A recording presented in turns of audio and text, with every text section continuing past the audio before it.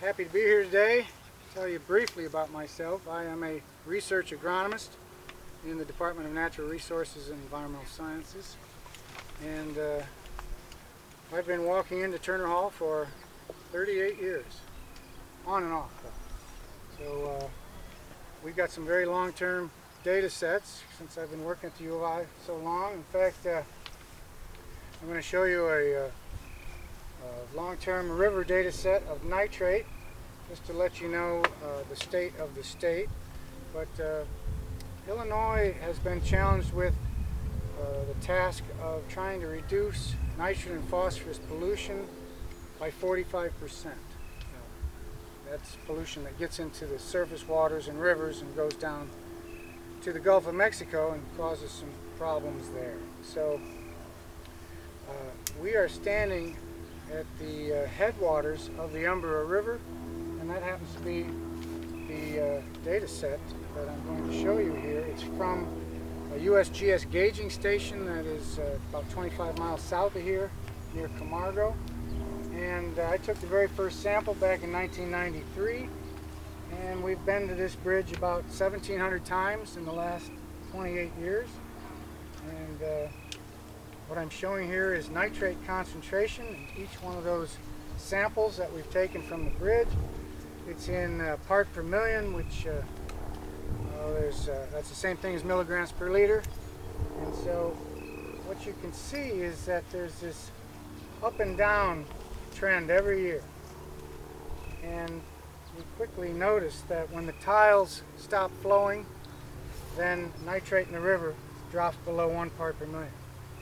It's funny though that the first year is the only outlier.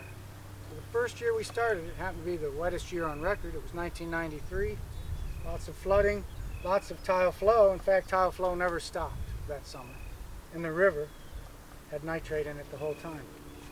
Every year since, tiles have stopped flowing. So our very first year was the outlier when it came to that. So during this time period, each year, we just take these concentrations, multiply by river flow. That gives us load or mass. So we get this annual load. And that is about 3 million pounds of nitrogen per year going down this small stream. It just starts in these tree lines right here. And it's about 119,000 acres. If you do the math, that's 27 pounds per acre per year of nitrate loss. That's a pretty big number. So we want to try and reduce that. Most years, though, fall right on the regression line of flow and load. There are no surprises. We don't have any trends that we're improving water quality yet either. But we have 2 years that are outliers that do not fall on that regression line. It's a year of 2010 and 2013. And in 2009, we had a very wet fall. There was very little time to put fall in on. Almost no fall in put on in this area, in this watershed. And the rivers reacted to it immediately. That's the lowest flow-weighted mean nitrate concentration during this data set. It's 5.7. The annual average is 9 part per million. The drinking water standard is 10.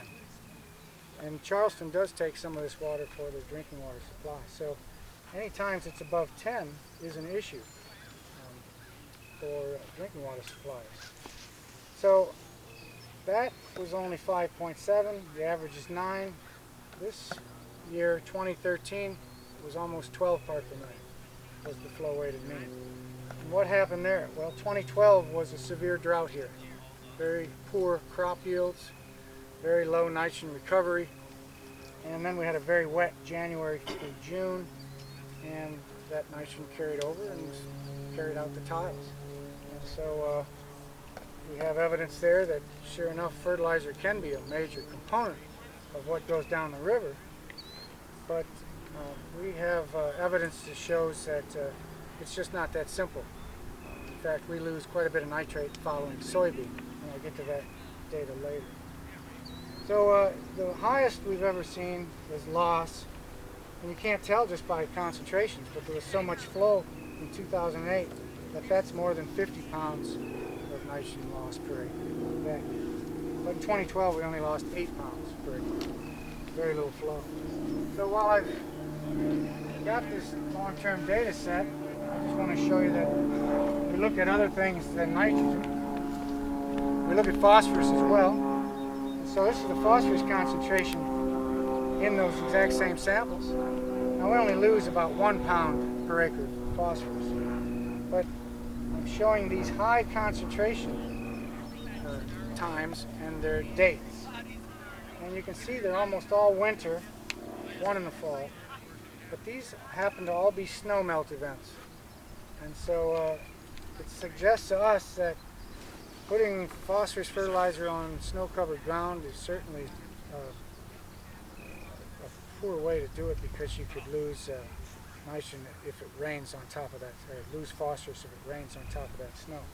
But even putting it on frozen soil and then it snows on top of that, that might be releasing phosphorus as well.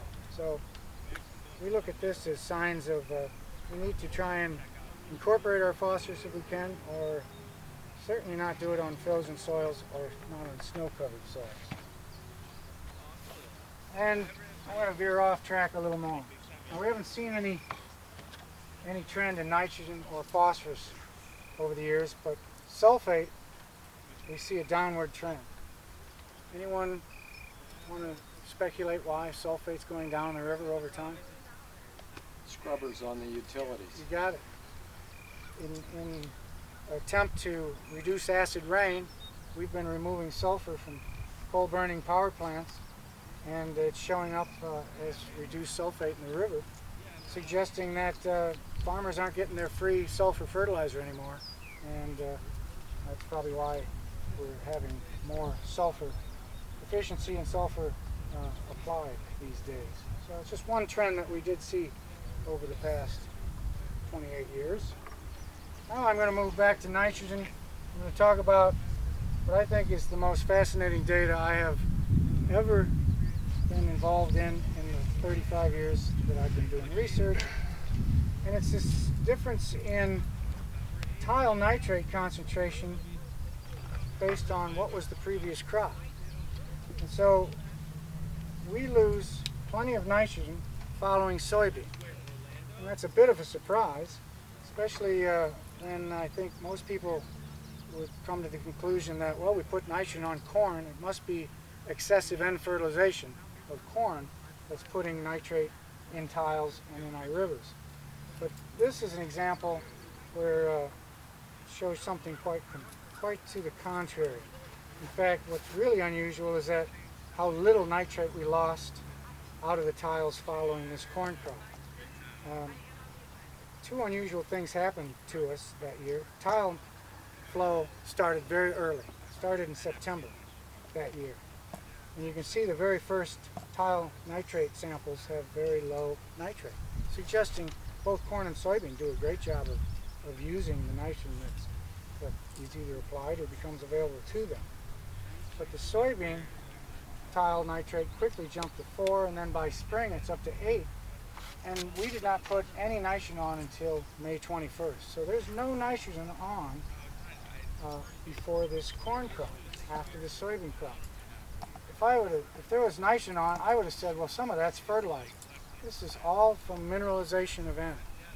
We're surprised that we'd have that much loss from mineralization. In fact, we would contend now that half of the nitrate in tiles comes from soil mineralization. We had 3 N treatments, and this is important when I explain this again.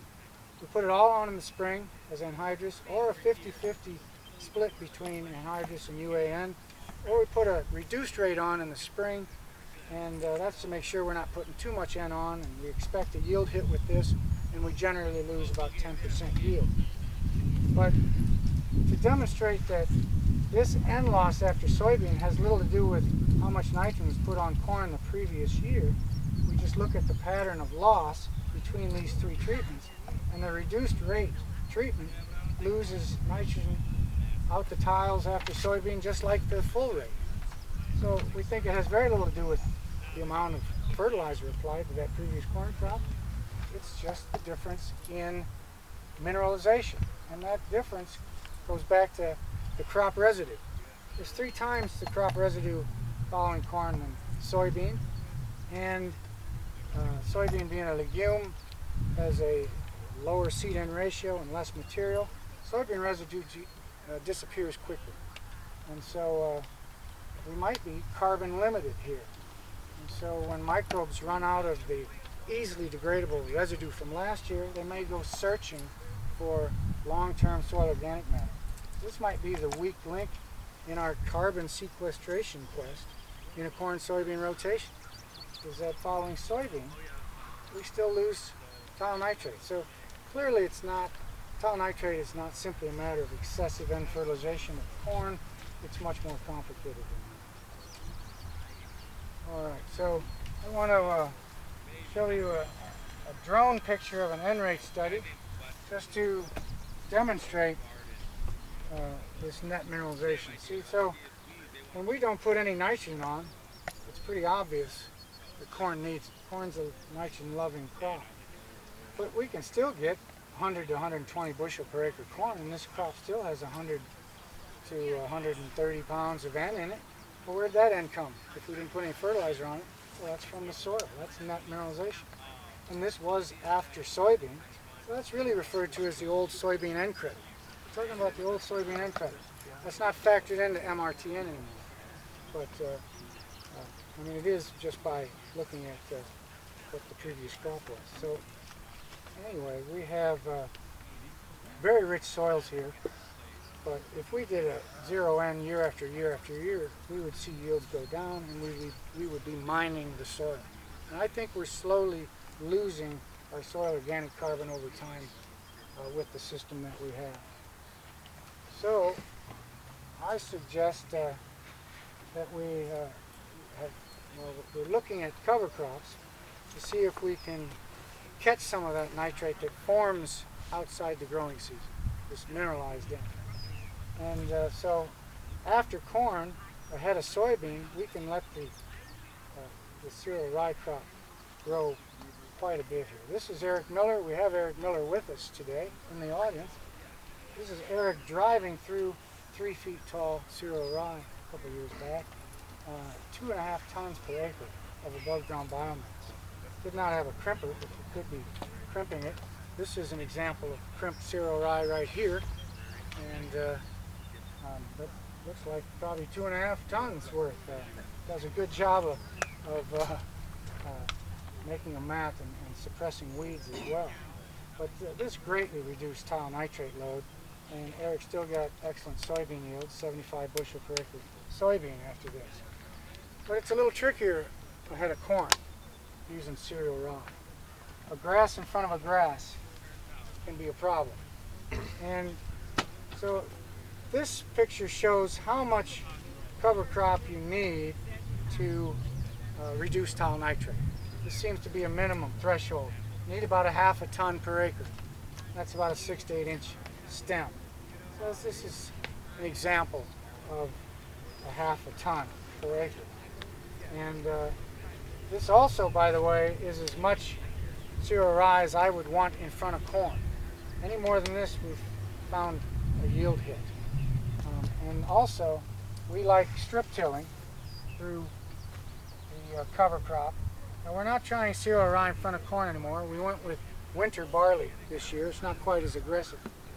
Here's an example of us strip tilling through cover crop in the fall. We could put our P and K on at the same time, get that in the strips, and come back in the spring and have a nice open swath of soil that heats up, and we can plant corn into that. That's working very nicely for us. So that's what we're trying in front of corn. We have one more study, and this is at Eric Miller's farm. Eric will grow winter wheat as a crop, and he has double crop soybean after that, and that has been the most profitable compared to corn and soybean by itself.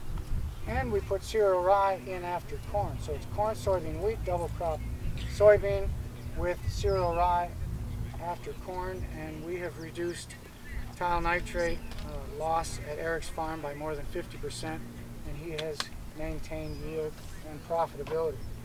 So we're happy to share that. But I'm more of a guy that's just here to tell you proof of concept. I'm not here to tell you how we get farmers to adopt this.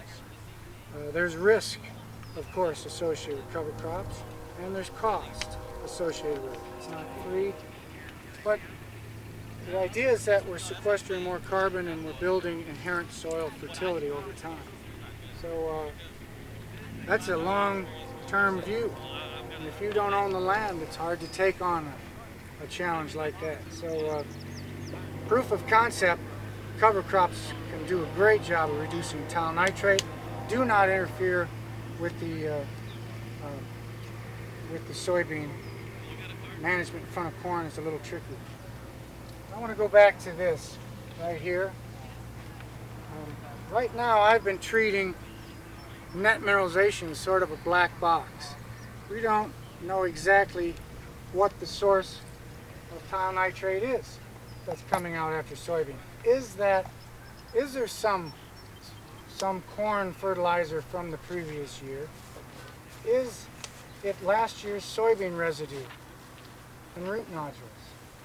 Or is it long-term soil organic matter?